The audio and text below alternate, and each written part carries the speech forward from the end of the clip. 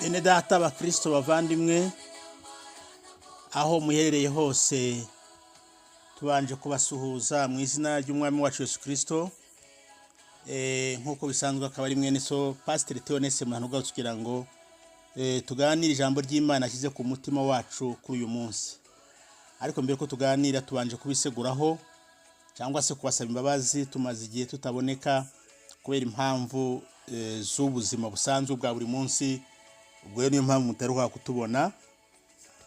Ndumva hashize kingana n'ukwezi tutabonana tutaganira ku ijambo ry'Imana, ariko uyu munsi dushimye Imana ko tugarutse kandi tubahaye ikaze rero abatwumva bari mu Rwanda, mu ntara y'umujyi wa Kigali, Burundi, Kongo, abatwumva bari muri Tanzania, abatwumva bari muri Kenya, Uganda, mu bihugu bya Sadeke, muri Amerika, muri Aziya, Uburayi ndetse na Oceania.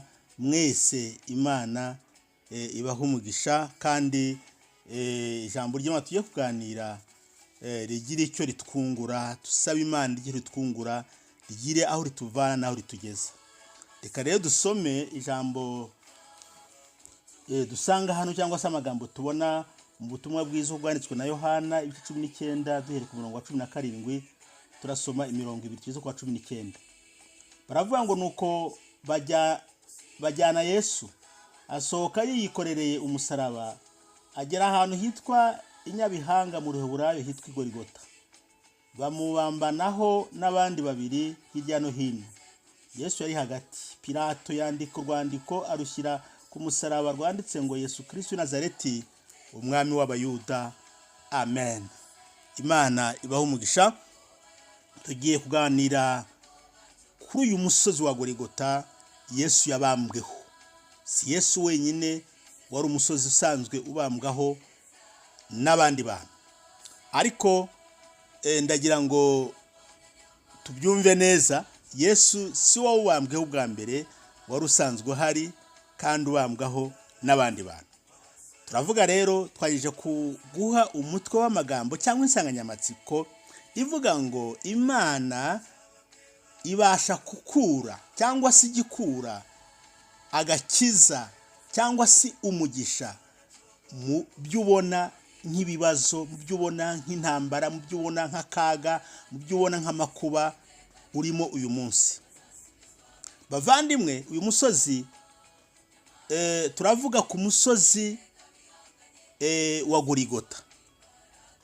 Umusozi wa Gorigota ni umusozi uzwiho amateka yo gucungurwa kw'abakristo, cyangwa se umusozi ho abantu baboneyeho agakiza, isi yaboneyeho agakiza, kuko ari umusozi cyambere niho umwami wacu Yesu Kristo yabambwe, niho ubugome bw'Abaroma bwahihuriye n'urukundo rw'Imana.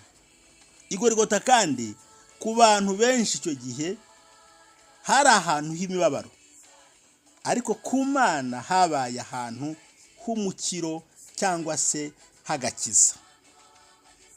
Umwanditsi w'Umuyahudi witwa Flacius Josephus wabayeho hagana mu mwaka wa 37 kugeza mu mwaka w'ijana nyuma ya Kristo, yanditse inyandiko yise The Jewish War.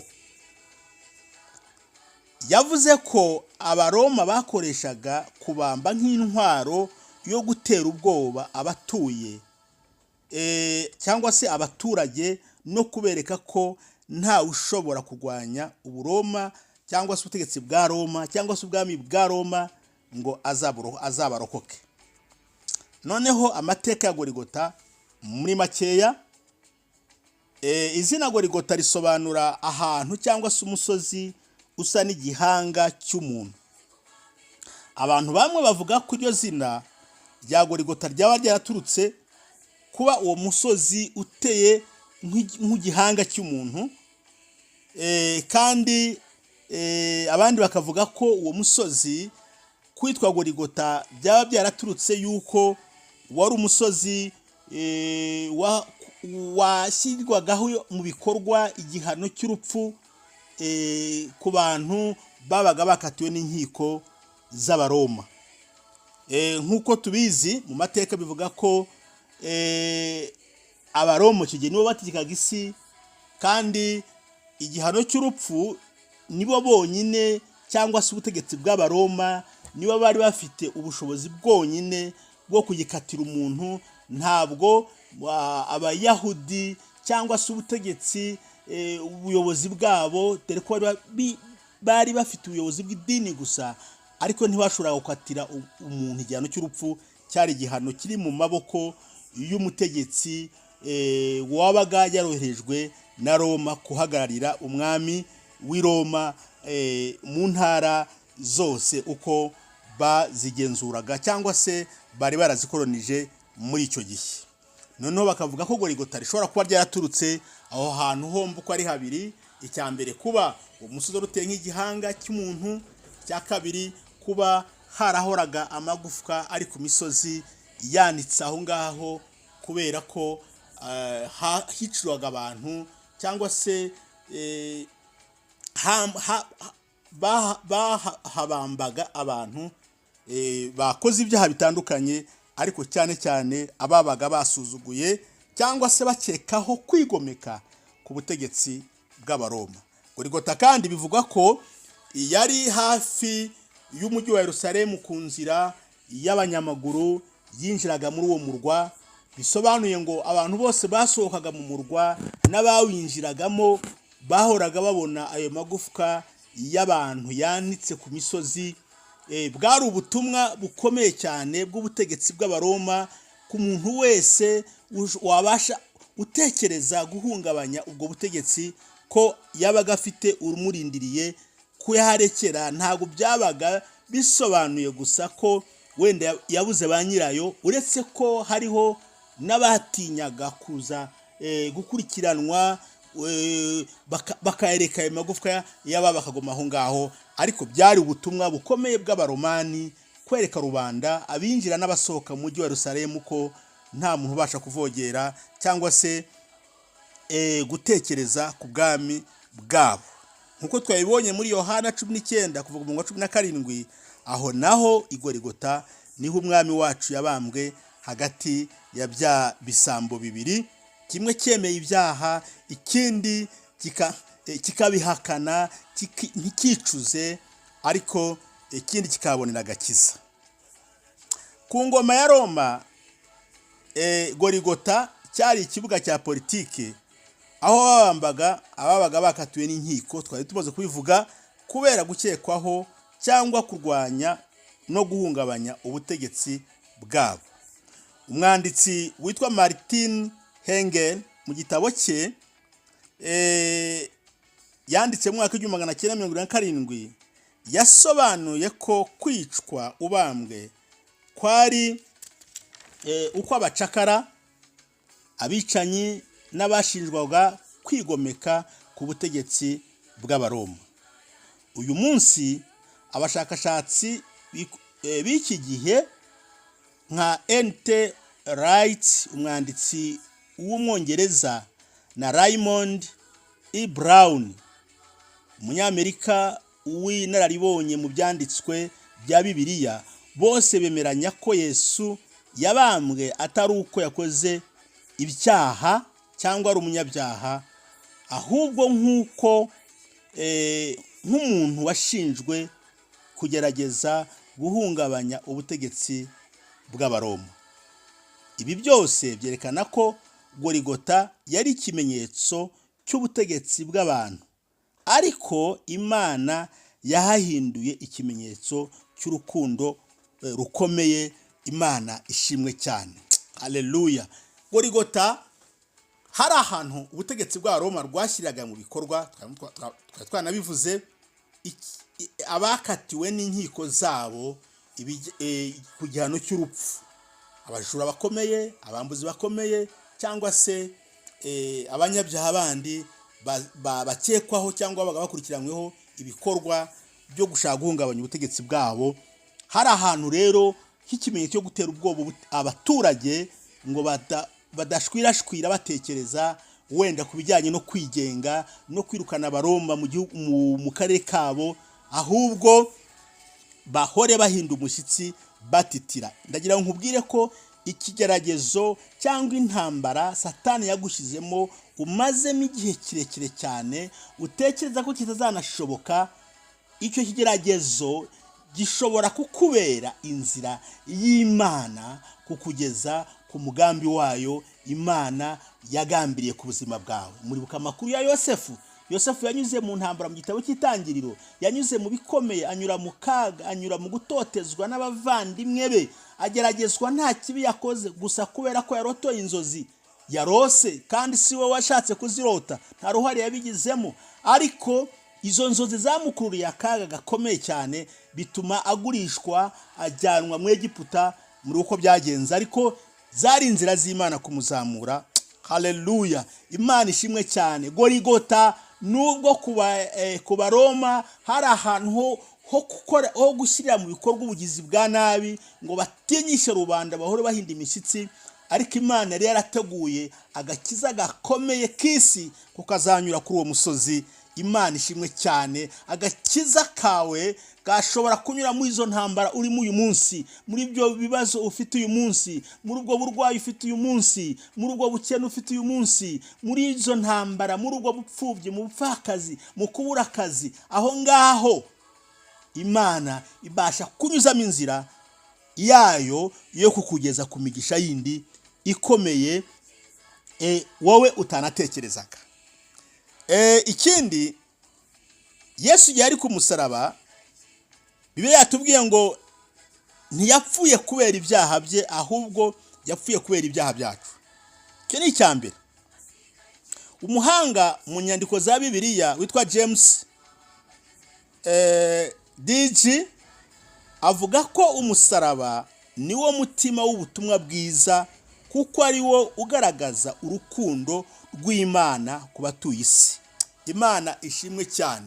Hatariho umusaraba wa Yesu Kristo, ntabwo agakiza kaba karatugezeho mu isi, kuko Imana yashimye ko Yesu Kristo yambara umubiri w'umuntu, akaza akanyura mu bigeragezo nk'abantu, akavukira mu nda y'umwari Mariya, agatorwa n'amategeko y'abantu, kugeza ubwo abantu bamugirira ishyari kubera ibikorwa byiza yakoraga byo gukiza, bakamushyira ku musaraba, kuko abayuda bari bamwizeye ko azaba umucunguzi wabo, bakabona nta byo kubacungura birimo, bakamutanga amaboko y'Abaroma ngo abambwe.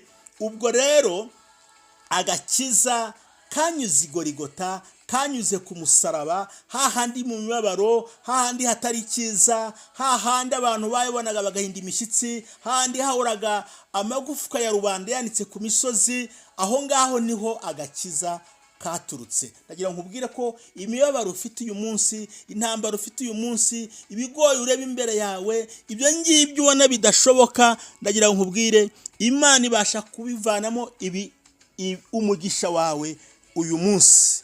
Ntiwihebe, ntukuke umutima. Ikindi cya kabiri, cya gatatu, naho abategetsi b'Abaroma bashakaga gukomeza gutera ubwoba abaturage, ariko mu by'ukuri bahaye amahirwe isi yose kubona agakiza. Hari igihe akarengane kavamo, cyangwa se akarengane Imana igahindura inzira yo kukugeza ku migisha Imana yaguteguriye. Twari tumaze kubivuga. Isomo noneho dukura muri Gorigota. Isomo rya mbere ni uko ubutegetsi bw'abantu mu isi bujya rimwe na rimwe bushobora kugaragaza ibikorwa bibi byo kujya n'aba abaturage, ariko ubutegetsi bushyirwaho n'Imana kugira ngo bukorere abaturage. Nk'uko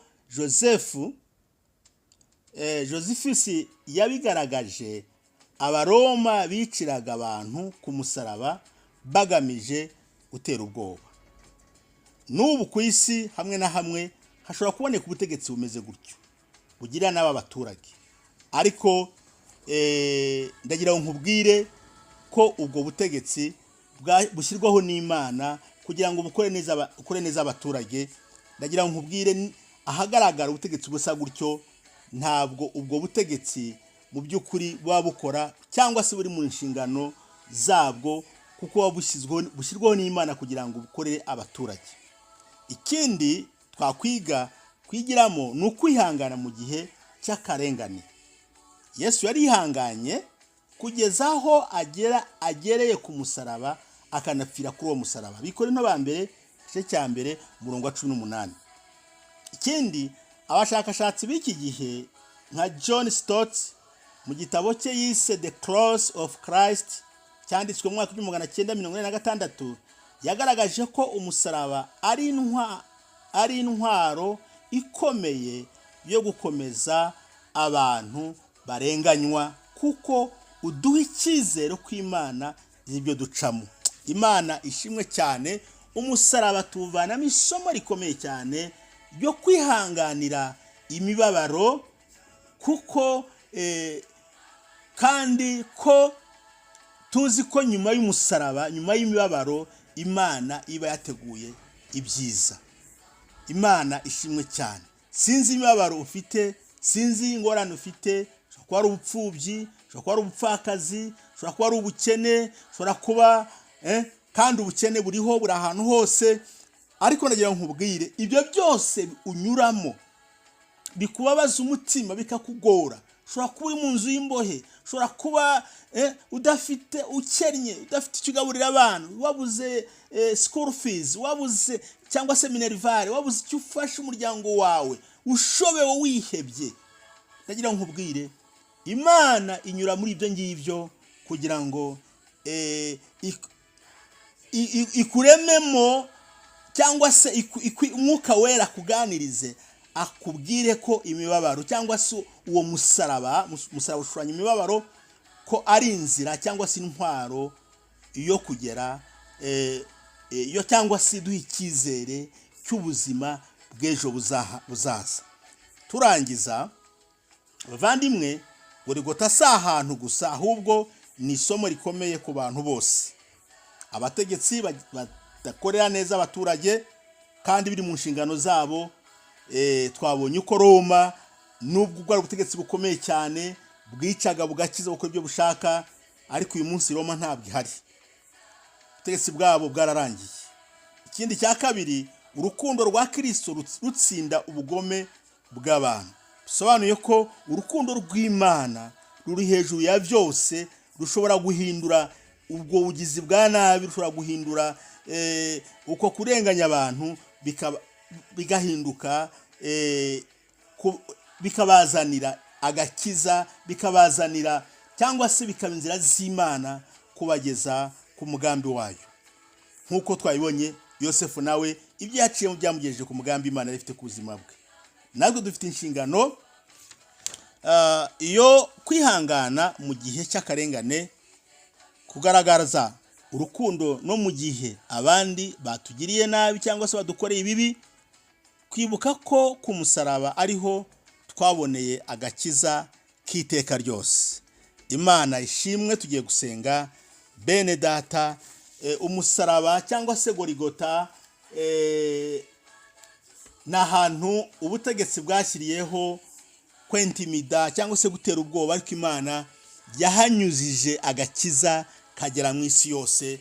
Bishoboka ko nawe ibyo uri munyuramo muri iki gihe ari inzira z'Imana kugira ngo ikugeze ku migisha, ikugeze ku bushake bwayo, ikugeze aho ushaka kugera, kuko Imana byose, ibyo tubaho byose Imana iba yabyemeye, kandi bitubaho mu rukundo. Nubwo bikubabaje, nubwo bikugoye, ukumva ko Imana yakuretse, ukumva ko Imana yize gute, warabeshyewe cyangwa se wararenganye, ushyirwa muri gereza, cyangwa se wamburwa ibyawe, cyangwa se mbese ibyo uhura nabyo byose, ndagira nkubwire ko Imana ibizi, kandi Imana izabihindura inzira yo kukugeza ku migisha cyangwa se ku bushake bwayo ishaka ku buzima bwawe.